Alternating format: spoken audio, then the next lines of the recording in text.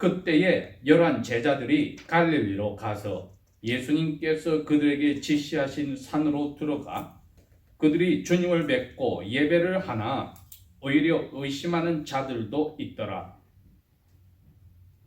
예수님께서 오셔서 그들에게 전하여 말씀하시기를 하늘과 땅에 있는 모든 권세를 내게 주셨느니라. 그러므로 너희는 가서 모든 민족들을 가르치며 그들에게 아버지와 아들과 성령님의 이름으로 세례를 주며 내가 너희에게 명령한 모든 것들을 무엇이든지 그들에게 가르쳐서 지키게 하라. 보라, 내가 세상의 끝날까지 너희와 언제나 함께 있으리라 하시니라. 아멘.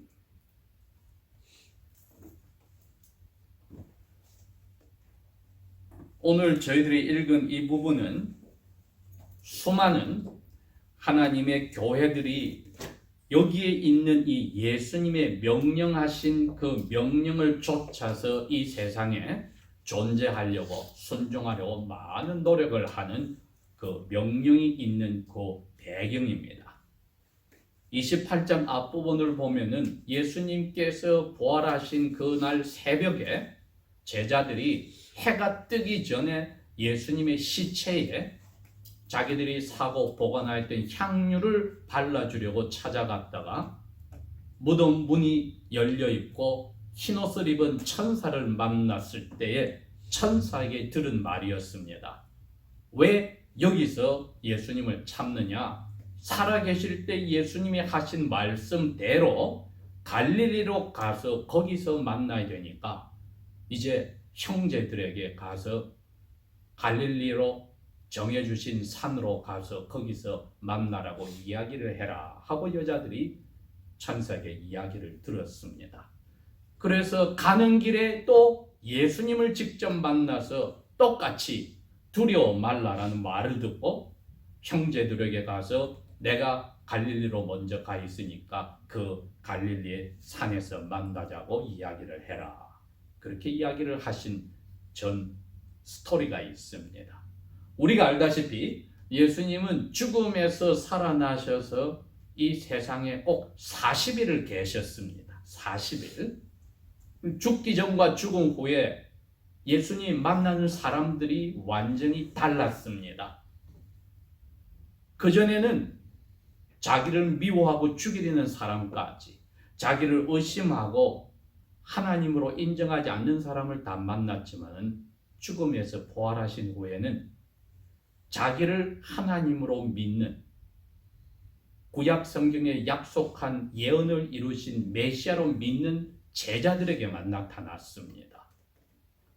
그랬기에 나중에 제일 마지막으로 사도 바울에게 다메섹으로 가는 길가에서 나타난 것을 생각하고 사도 바울은 이렇게 이야기했습니다. 죽음에서 살아나셔서 자기 형 동생 야고보에게도 나타나고 베드로에게도 나타나고 그 다음에는 한꺼번에 500명이 넘는 제자들에게도 나타났고 마지막으로는 팔싹둥이인 나에게 죄인 중에 괴수인 나에게도 나타나셨다 이야기를 하셔서 예수님을 메시아로 믿는 제자들에게만 나타났습니다. 이렇게 함으로써 예수님은 하나님 나라를 이제 확장시키는 작전에도 문제가 없도록 사람들에게 떠들썩하게 말씀을 일으켜서 성령께서 오시기 전부터 다시 예수님을 시기질투하여 죽였던 사람들이 하나님 나라를 선포하는 일에 지장을 일으키지 못하도록 40일 동안 조용히 자기의 제자들만 지금 다독거리고 계신 겁니다.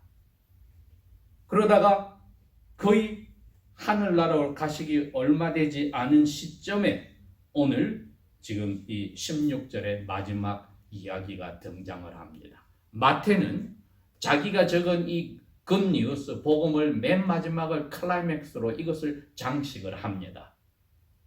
누가는 사도행전 1장에 가면은 예수님께서 오늘 마태가 적은 이 내용과 같은 말씀을 주제로 시작을 합니다.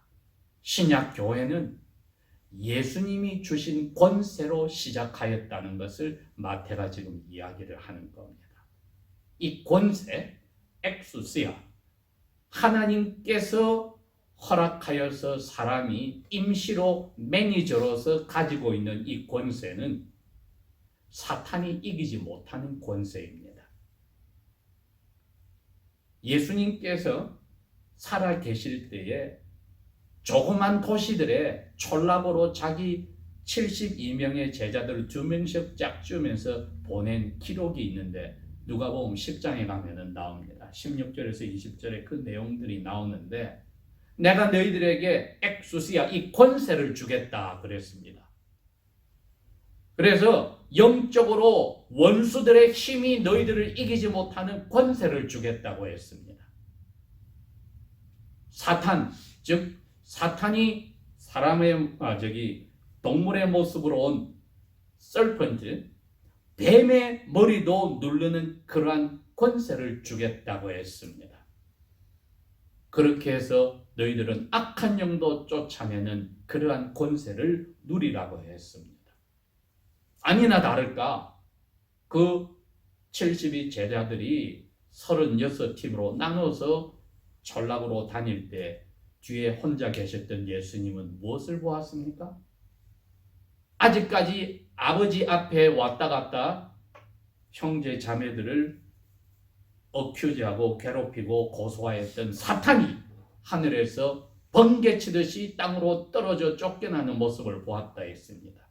그러므로 자기 제자들에게 임시적으로 주었던 그 권세는 가장 하나님다움으로 큰 힘을 가진 사탄의 권세도 무너뜨리는 어마어마한 권세였습니다. 오늘 예수님이 자기 11 제자 사도들뿐 아니라 또 많은 학자들의 생각하기에는 갈릴리의 대부분이 500명 가까이 되는 예수님을 따르는 제자들이 남아 있었으니 조용히 그 산에 다 모였을 것이다. 그 시간이 지나서 11 사도들이 대표로 지금 예수님을 만나고 있는데 그들은 예수님이 동해 번쩍 서해 번쩍 왔다 갔다 하시니 진짜 육체로서 우리와 같이 거하시던 분인가?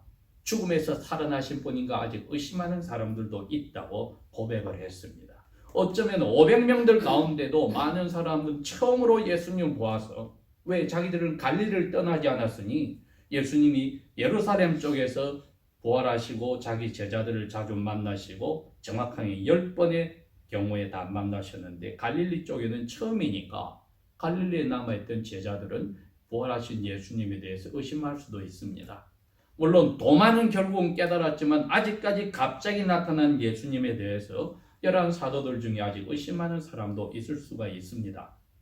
그럼에도 불구하고 예수님은 제자들에게 첫 번 던진 말씀이 권세에 대해서 이야기를 하셨습니다. 여러분, 이 권세는 에덴 동산에 만들어지기 전부터 시작된 겁니다. 목요일 저녁부터 6째 날이 시작이 되었습니다. 금요일 아침이 되었습니다. 하나님이 먼저 진흙으로 빨갛게 진흙으로 남성을 만들어서 코에 생기를 불어넣어서 사람이 살아있는 영이 되었을 때 이름을 붙여서 아담이다. 빨간 흙이라는 뜻입니다. 아담이다. 홍인종이죠. 그 다음에 아담 눈앞에 갑자기 에덴에 가서 에덴의 동쪽에다가 동산 정원을 공원을 하나 만들기 시작하고 거기에 나무들이 나오고 열매들이 나오고 꽃이 피고 그 다음에 새들도 만들고 온갖 종류의 들짐승도 만들어서 아담 눈앞에 마치 아담이 만들어지기 전에 첫째 날부터 5째 날까지 어떻게 하나님이 천지 창조를 하선지 그런 미니어처를 더 보여준 겁니다.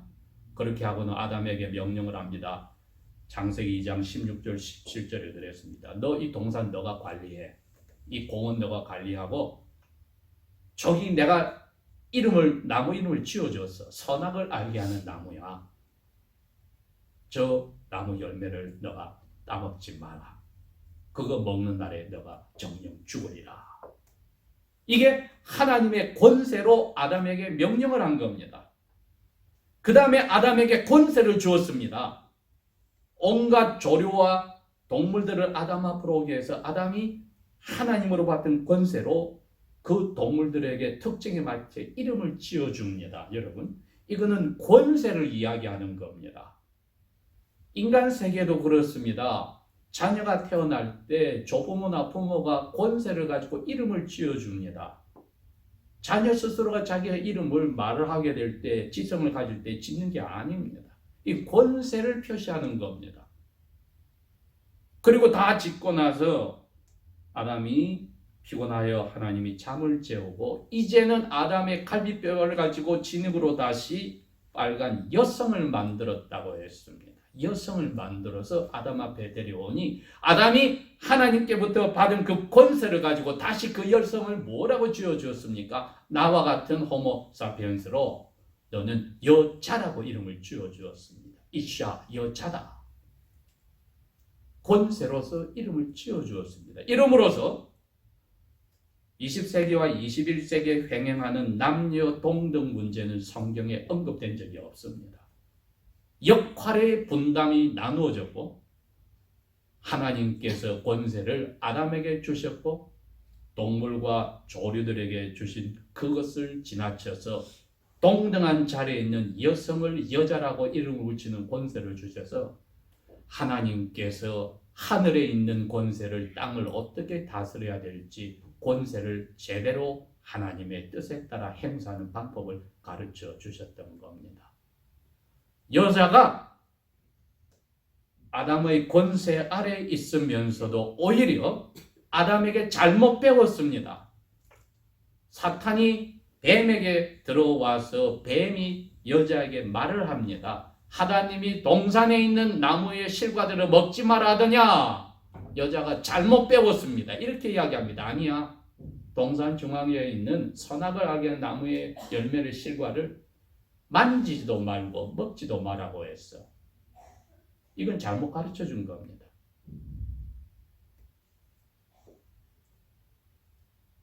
예수님이 바로 이 권세를 제대로 행사하는 것을 회복함으로써 하나님의 나라의 모형이었던 에덴 동산이 망가진 것을 회복하여서 이제는 자그마한 에덴 쪽에 있는 동산을 회복하는 게 아니라 이 우주 전체를, 새하늘과 새 땅 자체를 에덴 동산의 낙원으로 만드는 권리 행사를, 권세 행사를 다시 시작하는 겁니다. 하나님 나라는 제대로 된 권세 일을 행사함을 예수님으로부터 다시 부여받는 데서 시작이 되었습니다.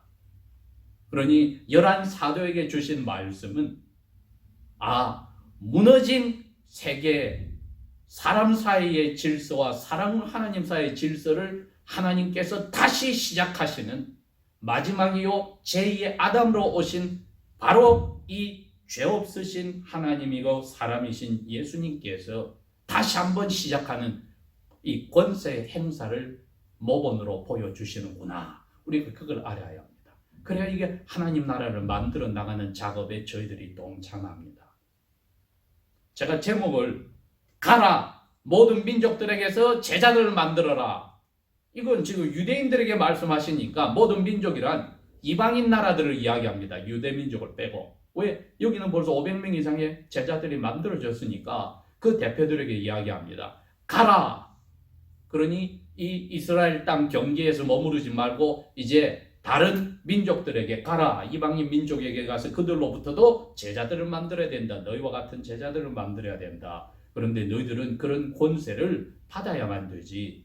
나도 아버지께 그 권세를 받아서 너희들의 제자로 만들었고 너희들 경험한 적이 있잖아. 72명이 갔을 때 사탄이 하늘에서 떨어지는 그러한 권세 행세가 있어서 영적인 원수의 권세도 이긴 너희들이 경험도 있잖아. 이제 이것을 행사하는데 이제는 확실히 할 거야. 왜?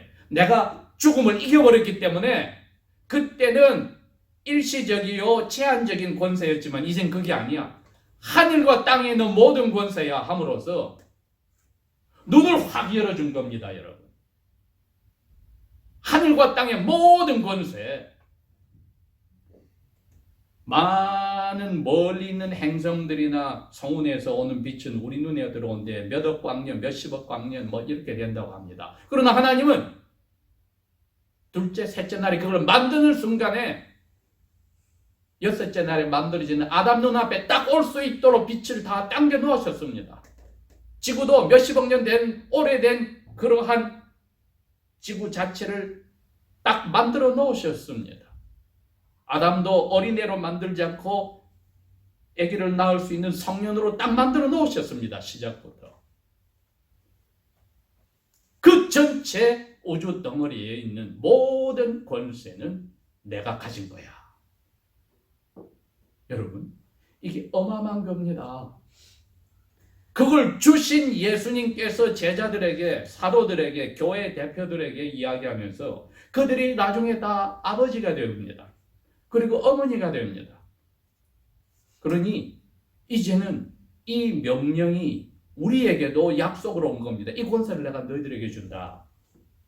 남편에게도 그 권세가 있고, 엄마에게도 그 권세가 있고, 부모에게도 그 권세가 있고, 주일학교 교사에게도 그 권세가 있고, 기독교 학교 교사들에게도 그 권세가 있고, 말씀을 전하는 목자들에게도, 장로들에게도, 선교하는 목자들에게도 그 권세가 다 전달이 됐습니다. 그러니 가정에서도 이 권세가 행사되는 것은 부모는 자녀들에게 하나님으로부터 받은 그 권세를 가지고 가르치는 내용도 정해져 있습니다. 부모의 욕심대로 원하는 대로 머리에서 떠오르는 대로 가르치지 못하게 되어 있습니다. 교회가 그 명령을 권세와 함께 받았을 때도 가르치는 내용도 정해져 있습니다. 그러니 가라고 하신 것은 가르치기 위해서 해야 될 행동이었습니다. 이제 갈릴리에 그냥 주저앉아 있어서는 안 된다는 거지요.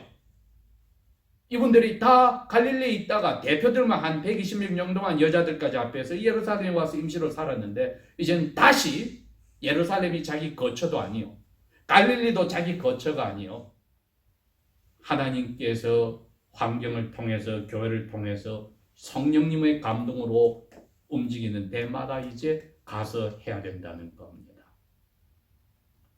그러니 명령을 순종하기 위해서 제일 첫 번 명령이 내가 이 권세를 너희들에게 줄 거야 주는데 가라. 여기 나오는 단어들은 다 현재 진행형으로서 계속해서 가라는 뜻입니다. 그리고 모든 민족들로부터 계속해서 제자를 만들어라는 뜻입니다.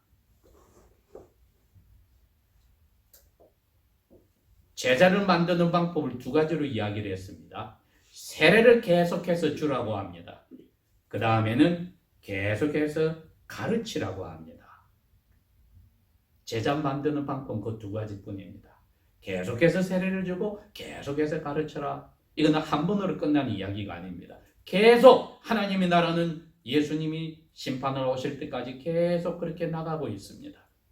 그리고 그야말로 교회에서 제일 먼저 시작되는 하나님의 나라가 하나님의 아들과 하나님의 딸인 그리스도인 남녀가 만나서 가정을 이룰 때 하나님 나라가 다시 확장이 됩니다. 왜? 여기서 아담이 실패했던 하나님이 남편에게 주는 권세가 그리스도의 그 모분을 따라서 교회를 위해서 자기 목숨을 바치듯이 아내를 사랑하여 목숨을 바치게 하고, 그리스도가 교회를 하나님 앞에 자기를 희생하여 사랑함으로 흠도 없이 점도 없이 순결하게 영광스럽게 받들듯이 자기 아내를 그렇게 흠도 없이 점도 없이 영광스럽게 예수님 앞에 받들도록 올려놓는 일을 남녀를 통해서 시작하고, 선물을 자녀들로 계약의 자녀들을 주실 때 이제 그 명령에 따라서 이 자녀들을 받은 권세로 하나님의 자녀인 줄 알고 조심스럽게 명령에 따라 가르치는 것은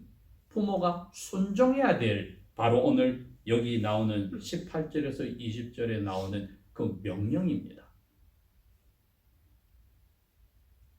이렇게 함으로써 명령을 받았던 사도들도, 그리고 그 사도들이 결혼하여서 가정을 가졌을 때 그 남편은 남편대로, 아내는 아내대로 자녀들을 선물로 받았을 때 부모로서 이 권세를 가지고 이제 가서 제자를 만들기 시작하는데, 제일 먼저는 가정에서 자기 자녀들을 제자로 만드는 시작이 있습니다. 두 가지로 합니다. 교회에 의하여서 세례를 주고, 그 다음에는 가르치는 겁니다. 무엇을 가르치느냐 했더니 예수님은 정확하게 얘기했습니다. 내가 3년 반 동안 너희들과 함께 있었지? 마태는 특별히, 마태복음 대부분이 갈릴리에서 예수님이 계셨던 걸 대부분 다 적어놨습니다. 다른 복음과 다르게 거의 끝부분까지 갈릴리에서 일어났던 일이니 내가 너희들에게 가르친 모든 것을 다 가르쳐라. 내용이 그겁니다. 그러니 우리가 신약 27권의 책도 4권의 복음서도 계속하여 읽어서 예수님이 가르치신 내용을 우리가 익혀서 자녀들에게 가르치고, 목자는 하나님의 자녀들인 교회에 가르치고, 선교하는 사람은 선교지에 가서 그들에게, 이방인들에게 그 말씀을 가르치기 위해서 자기가 먼저 익혀야 되는 것은 명령에 순종하는 첫 번째 길입니다. 가르칠 때 제일 먼저 가르칠 것은 마음의 태도를 가르치라고 했습니다. 뭐라고 했습니까? 지키라고 가르치라고 했습니다. 순종이라고 하는 마음의 태도를 가르치라고 했습니다. 그 순종하는 태도를 가지고 나서 내가 가르친 모든 닥트린, 그 교리들을 전해주면은 그땐 그들이 그걸 받아서 순종할 거다. 그러니 순종하라는 것도 명령으로 가르치는 것이 첫 번째 마음의 태도입니다. 순종하라는 것을 가르쳐라. 그리고 무엇을 순종할까요? 할 때는 내가 너희들에게 3년 반 동안 가르쳤던 것 다 가르쳐라. 그러니 그리스도인들 청춘 남녀는 여기서부터 제자 만들기 운동이 하나님 앞에서 은혜 가운데 만나서 남편으로서 되고 아내로서 가르침에 대해서 권세에 순종할 수 있는 겸손이 준비가 되어야 되고, 자녀를 선물받았을 때 하나님의 명령에 따라서 순종하기를 가르쳐야 되는데, 그것은 무엇보다도 아내가 남편에게 순종하지 않으면 자녀가 순종을 배울 방법이 없습니다. 그렇게 함으로써 순종의 태도를 가르치고 나서 예수님의 가르침 전체를 내용으로 가르칠 때에 가정이 가장 작은 하나님 나라의 눈앞에 드러나는 부분이요. 그리고 교회가, 가정에 모인 교회가 이 세상에서 하나님의 나라를 드러내는 권세를 행사하는 아름다운 예수 그리스도의 몸이 되는 것입니다. 그 다음에는 예수님께서 권세를 보여주셨고 명령을 하셨고 약속을 하십니다. 그 약속이 뭐냐? 내가 이 세상 마지막 날까지, 그 표현입니다. 인류의 역사가 끝이 있는 그 목적이 이루어지는 그 날까지란 뜻입니다. 이게 에이지즈라 그래서 그린 말로는 어떤 목적이 달성되는 그 지점입니다. 그 수많은 인류의 역사 전체가 그 목적을 달성하는 창조주의 그 계획 속에 지금 마지막을 향하여 달려가고 있는데, 그 목적이 달성되는 마지막 날까지 내가 너희들과 항상, 미래 단어를 쓰지 않았습니다. I am, 내가 항상 너희와 있다. 왜? 하나님께는 항상 현재뿐이기 때문에 예수님이 어디든지 너희와 항상 함께 있겠다. 당연히 아버지와 아들이 성령님으로 우리와 함께 있습니다. 그러니 저희들이 낭망할 수가 없고 포기할 수가 없고 우리 기분에 따라 움직일 수가 없고 우리의 원하는 대로 따라 움직일 수가 없고, 예수님께서 가르치신 것을 철저히 습득하고 무엇보다도 나 자신부터가 예수님께 순종하겠다는 첫 번 가르침의 마음의 자세를, 겸손을 유지하면은 하나님께서 지난 2000년 동안에 많은 하나님의 사도들과 제자들이 계속하여 이어온 하나님 나라의 확장에 우리를 있는 자리에서 가라간 명령에 순종하여서 저희들이 그때부터 이 제자 만드는 지상 제일 중요한 과제, 권세를 떠맡긴 것. 그게 영어 표현이 커미션 아닙니까? Delegated Authority, 권세를 떠맡긴 그 과제를 저희들도 즐겁게 따라가는 것이니 함께 하신다는 예수님이 약속 바꾼 적이 없고 우리가 중간에 포기하는 그리스도의 군사로서 탈령하는 자리에 가지 않도록 해야 되겠습니다. 기도합시다. 감사합니다. 아버지 하나님, 아들 예수께서 아버지로부터 받은 그 어마어마한 권세를 오늘도 우리 개개인의 삶 속에서도 행사하시고 부부 사이에서도 가족에게서도 교회에서도 또 선교지에서도 우리 직장에서도 행사할 수 있도록 약속대로 항상 계심을 감사합니다. 성령께서 우리 마음을 더욱더 겸손하게 하셔서 항상 어떤 각오든 값을 치르더라도 즐겁게 순종하는 자리에서 물러가지 않도록 우리를 부르신 하나님의 군대에서 탈령하지 않도록 오히려 강하게 저희들을 붙들어 주십시오. 사랑에 녹여져서 사랑 때문에 감사함으로 보답함으로 되려 나갈 수 있도록 붙들어 주십시오. 예수님 이름으로 감사 기도합니다. 아멘.